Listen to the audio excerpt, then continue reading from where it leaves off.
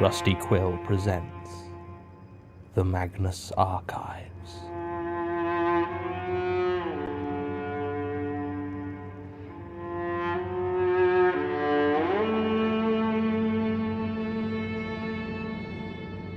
Episode 41, Too Deep.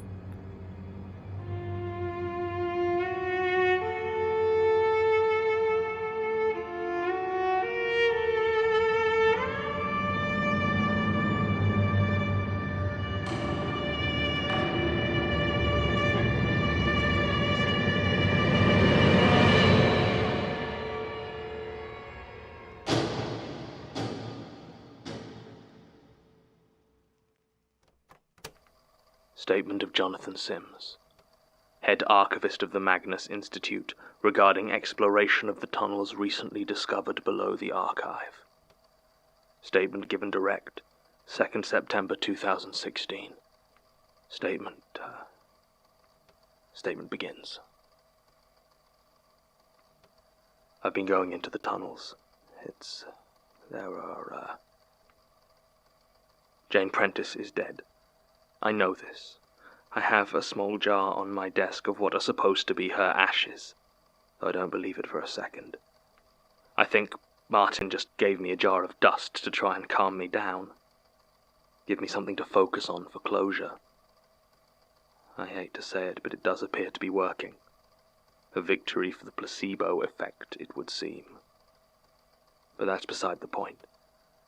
The worms have been cleared and incinerated, the floors and walls repaired, and the archive looks remarkably like it was never attacked at all. Unlike me. I've healed enough in the last month to return to work, but I'm told it's unlikely the scars will ever truly fade. Tim is still signed off. Truth be told, I could have stayed away longer. Probably should have, but I don't think the boredom was good for me. I tried to come back earlier, but Martin wouldn't hear of it. Almost threw me out of the archive. Is he hiding something?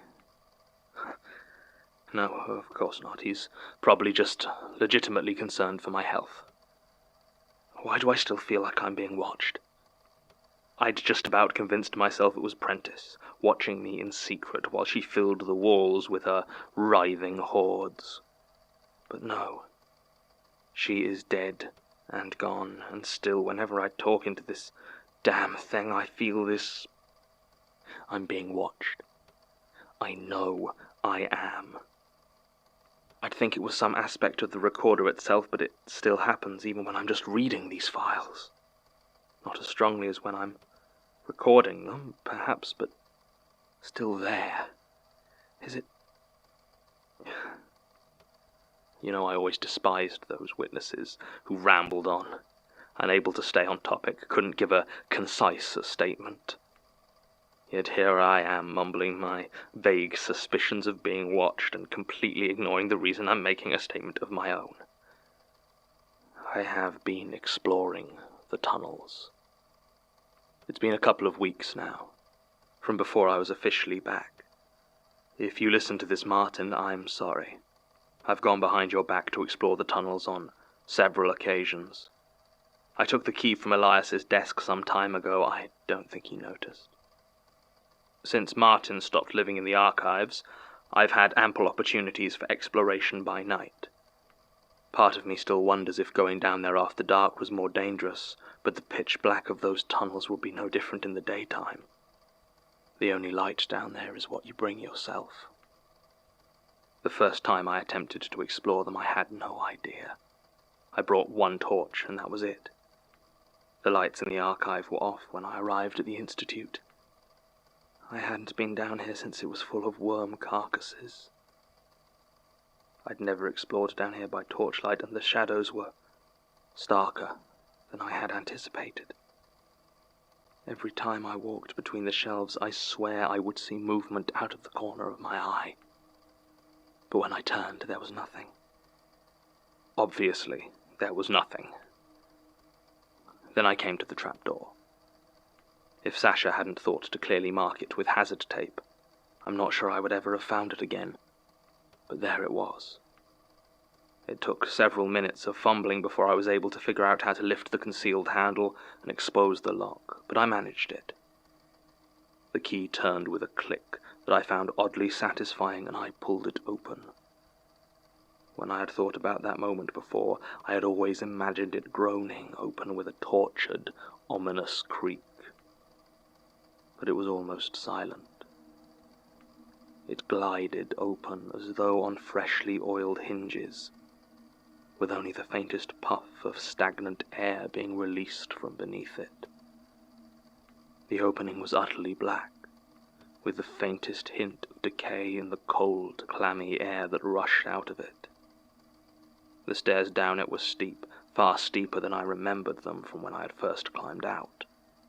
But those memories are unreliable, and tinged with other, more potent experiences. I turned the torch on, and was pleased by how easily it penetrated the darkness, illuminating the rough grey stone below. I was expecting my torch to be met by hundreds of decaying worm husks, but the passage seemed to be empty. I headed down into the tunnel, closing the trapdoor behind me. It is hard to put into words how it felt to be down there, in the cool, mouldering air of the tunnels. Have you ever left a crowded room and literally felt the silence as you walked out into the night? It was something like that, a sudden, quiet absence, not in itself a fearful thing, but unsettling, in a way I hadn't noticed through the fear and adrenaline of my first time in the tunnels. I took a moment to examine the feeling, but couldn't trace it to anything obvious, so I began to explore. It was almost unreal how quickly I became lost. I generally consider myself to have an excellent sense of direction, but within minutes I became unsure of exactly which passages I had come from. I didn't even have the excuse of the corridors all looking the same, as they varied significantly in height and construction. Some were built of sturdy brick, some seemed almost as though they had formed naturally, though in all cases it was the same dull, grey stone. To call it a maze wouldn't quite be accurate, as a maze is designed. It is set out with an obvious goal, even if that goal is to confuse and disorientate. This place, it felt, more organic in its unpredictability, as though it had been intended to be used, to be travelled, but had gotten twisted somehow. I found spaces that seemed intended as rooms, but without doors. Elsewhere there were doors that seemed simply attached to the walls. Most of these were firmly shut, though some opened to reveal the flat grey stone behind. Only a handful I opened had actual rooms behind them, and in every case I found myself wondering whether that was where Martin had found her. There was no way to tell. Even when the police finally found Gertrude's body, they took it, chair and all, as well as all the tapes. Evidence, they said. And they might be right, though I don't envy them the task of going through all of them. There must have been hundreds. No, I suppose in some way I do envy them. They are an insight into my predecessor's time here, something I desperately want to know more about. Whatever's on them, it must be important, because either she chose to hide them down here, or whoever killed her did. Either way, I have a feeling it isn't something the police are going to understand. I half hoped to stumble across a lone cassette lying in one of the corridors, dropped and overlooked, but there was nothing. Just dark and empty tunnels, silent and unwelcoming. I foolishly didn't think to make a note of the time I entered the tunnels, so it was hard to say how long I had been down there, or how far I had gone when I found the first of the worms. But it can't have been more than a half hour. They were long dead by then, shriveled, stringy things like discarded sausage casing. And it was odd to see how clear a line there was between the wormless tunnels and those where they lay rotting. A clear line beyond which the cleaning crews had decided not to advance. When I crossed that line, I half expected the corpses to spring to life, turning their squirming heads towards me with a predatory lunge. But they were still. Nonetheless, I went slower through those deeper passages, picking my footing carefully so as not to touch them. The air was colder here, suffused with the faint tang of rot. I began to wonder how much battery I had in my torch. I had put a fresh one in before my expedition. I'm not stupid. But the more I thought about it, the more I realized that I don't actually know how long batteries last for continuous use in a heavy-duty torch. I hadn't even been down there an hour, but already it felt like the light it cast was weaker, somehow. And I realized how unsure I was of my exact route back. I decided I would rather cut my first trip unnecessarily short than risk being trapped down there without light. So I turned back. It was almost impossible to retrace my steps. I tried to remember my route using what vague oddities I could remember as landmarks: a burned door, a particularly warped corridor. But trying to find them again was useless in the winding passages. In my increasing panic to find the way out, I almost forgot the things I had originally gone down there to look for. Then I found the circle of worms. When Tim had first described it, I had only half believed him. I'm sorry, Tim, if you're listening, but the CO2 had done some strange things to you at that point. He had the right of it, though. By the time I found it, there was little left but a thick carpet of dead worms, but a few were still embedded in the wall, providing the clear outline of a circle. The ceiling was higher here, and all told it must have been about 10 feet in diameter. Its size was not the most disconcerting thing, though. Inside the circle, the stone was wrong, somehow. Solid, but oddly wavy, like chocolate that's melted and then rehardened. It took me a minute or two to work up the courage to wade through that shallow sea of filth, but I did. And when I touched the warped wall, it felt soft and porous, but stable.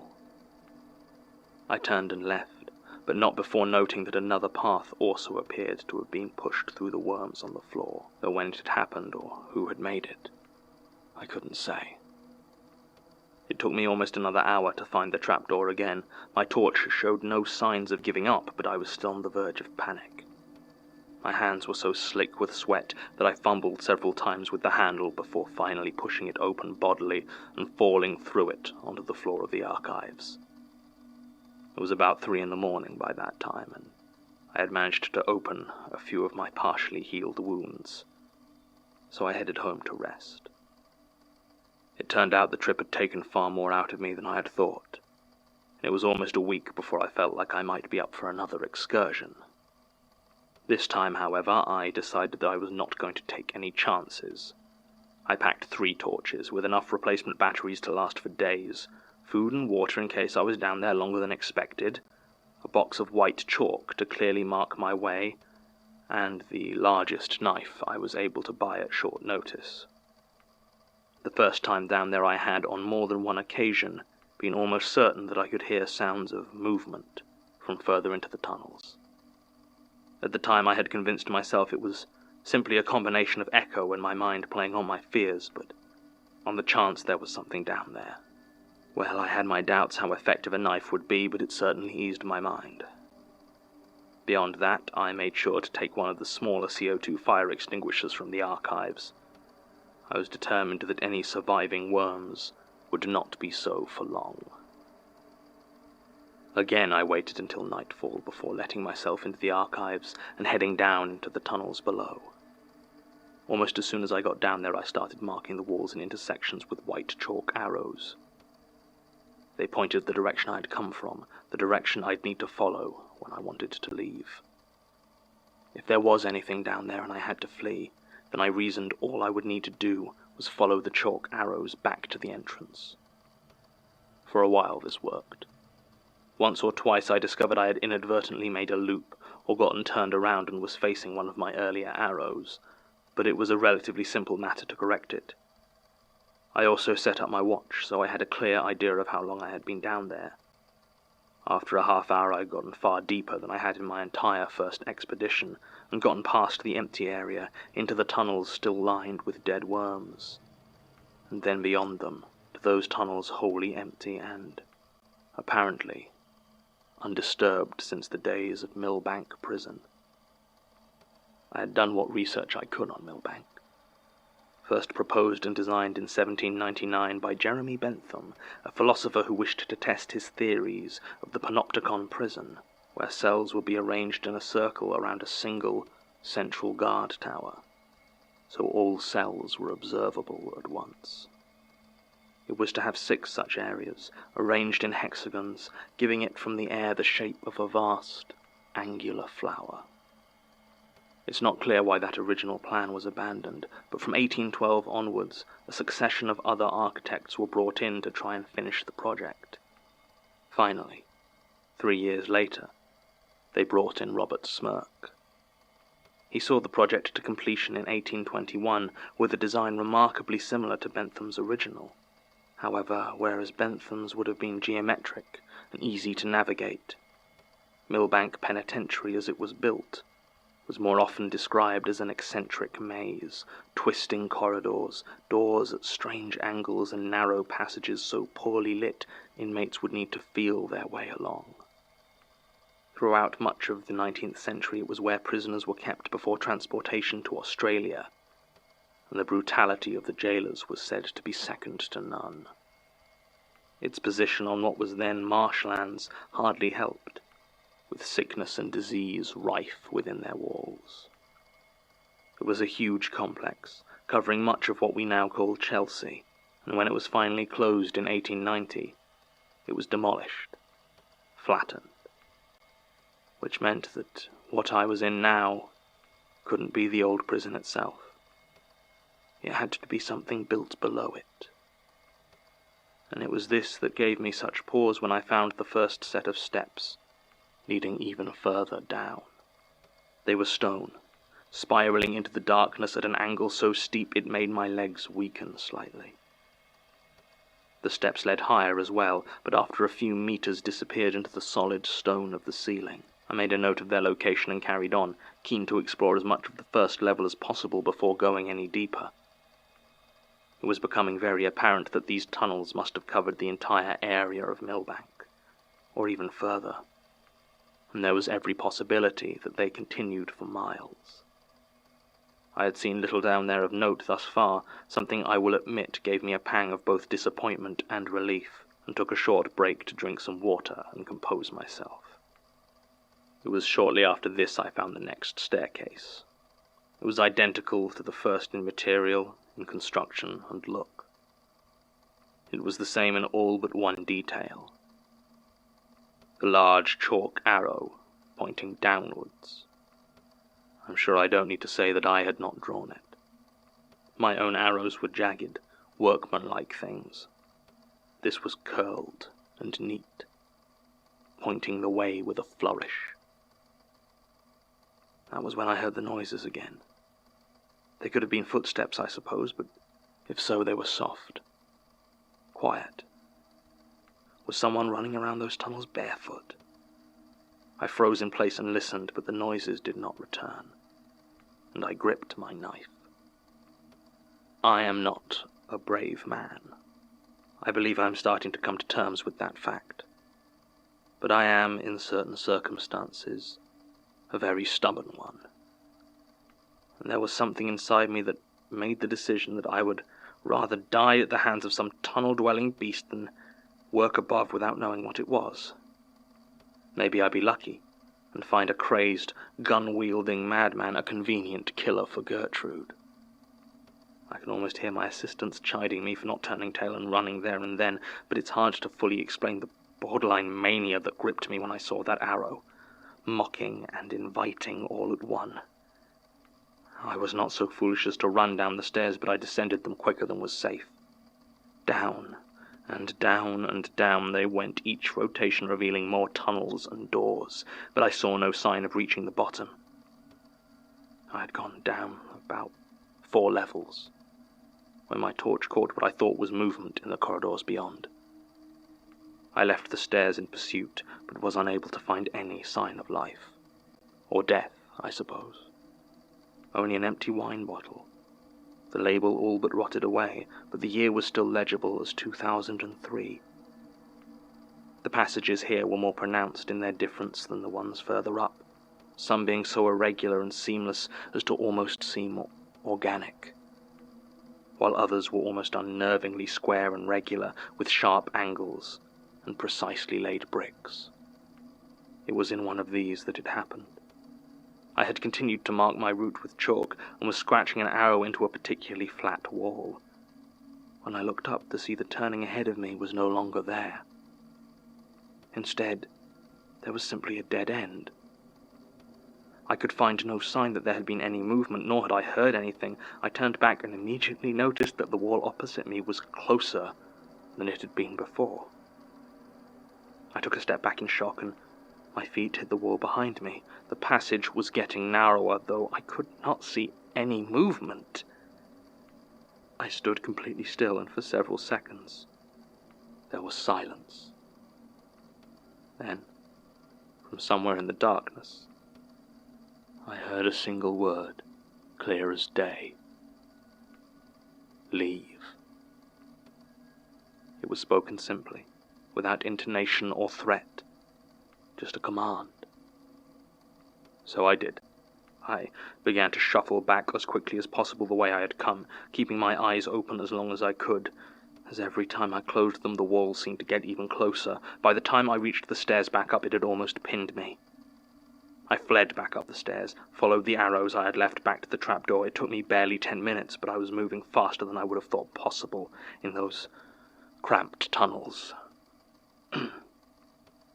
I locked the trapdoor behind me, and placed the heaviest objects I could find on it. I have not been below the Institute since then. It took no small amount of consideration to decide I should officially make a statement. I did not think to bring the tape recorder with me. I suppose I've gotten out of the habit during my recuperation. I am no closer to determining what is lurking down there than I was when I started. If anything, I have more questions. Why point me downwards only to then demand I run back? Was it some sort of trap? A test? I don't know. But right now, finding whatever secrets might be lurking in those tunnels is my primary concern. End recording.